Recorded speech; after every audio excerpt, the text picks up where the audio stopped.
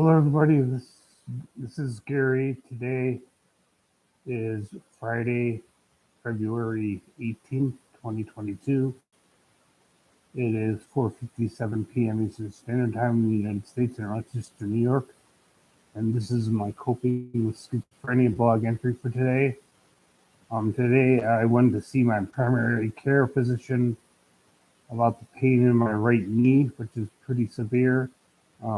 I went to urgent care 2 or 3 days ago, and they said there were no broken bones and there was no dislocation in my knee of the bones, but there may be some soft tissue, tendon, or cartilage damage that doesn't show up in an x-ray.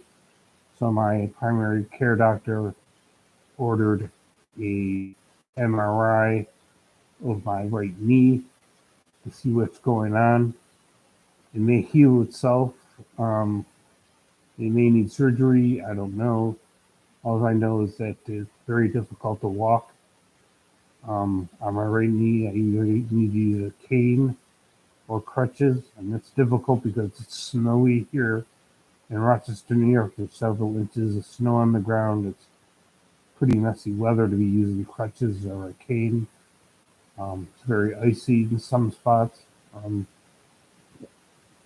I had twisted my knee a few days ago while on the bus. I didn't actually fall down, but felt real sharp pain, and my knee felt like it was twisted out of place. So I went into urgent care at one of the local hospitals. Um, my primary care doctor also increased the amount of the antidepressant Cymbalta that I'm taking. We went from 60 milligrams a day to 120 milligrams a day. I'm taking the Cymbalta from my primary care and not from my psychiatrist because we're using the Cymbalta for controlling physical pain, which may help with my knee, but I'm basically taking the Cymbalta for pain that's happening all over my body, in my muscular skeletal system, my nervous system, my muscles and my joints. Um, so far, there haven't been any really bad side effects. I had some initial insomnia, but that has passed. Um, the Cymbalta may even help with my anxiety and depression because it is an antidepressant. So it may help with that. Um, I haven't had any manic episodes like my psychiatrist thought I might have if I started on Cymbalta. Um, I did have some, I don't know what the word is, not agitation, but physically stimulated for a few days after starting Cymbalta, and that led to some insomnia. Um, so I'm going to have an MRI image done on my right knee. I may or may not need surgery. I have an appointment with the orthopedic surgeon on March 2nd to talk about more about my back and my knee, but I guess we could talk about both. It is an orthopedic doctor after all. Um, I have bone spurs in my spine and my left knee. Um, I don't think I have any bone spurs in my right knee, although my right knee hurts a lot more than my left knee does.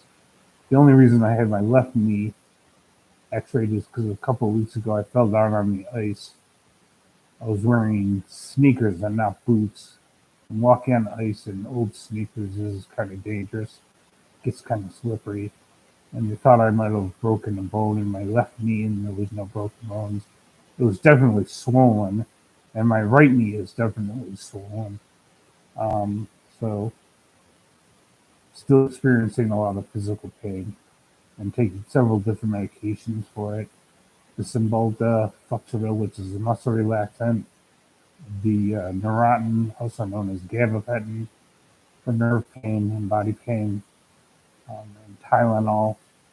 And occasionally, I'll take a leave for the inflammation. Um, my psychiatric symptoms are not that bad today. Um, Anxiety is pretty low. My paranoia is not that bad.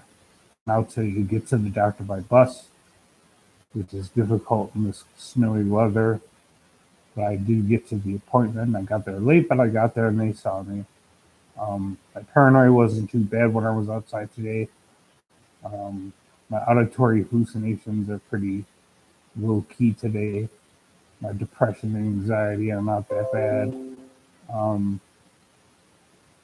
so I'm doing pretty good today overall, just sticking to my daily schedule.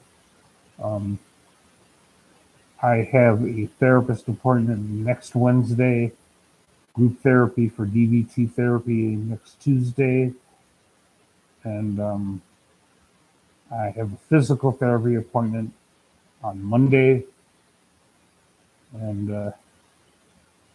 so I still am juggling a lot of different medical, psychotherapy, and physical therapy appointments. I got a whole long list of them over the next several weeks that I have to go to. Um, it is difficult to have schizophrenia or schizoaffective disorder when you have a lot of physical problems. Um, I thought my physical problems ended when I had surgery on my bladder, but now I got new physical problems and I'm dealing with that, plus all my psychiatric symptoms as well, the hallucinations, paranoia, delusions, depression, anxiety, insomnia sometimes. Um, it's a lot to deal with. Um, Physical problems definitely make mental illness more difficult to deal with, but I'm doing the best I can, and I have avoided going to the psychiatric emergency room.